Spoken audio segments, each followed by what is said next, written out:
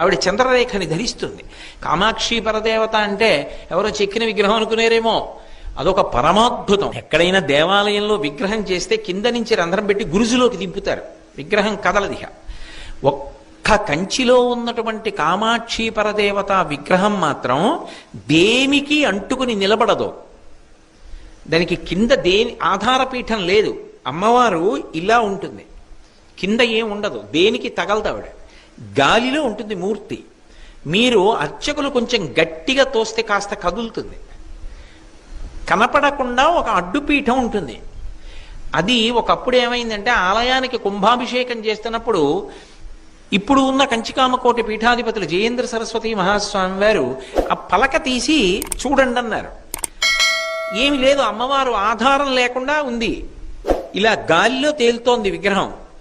ఆయన చూసి ఆశ్చర్యపోయి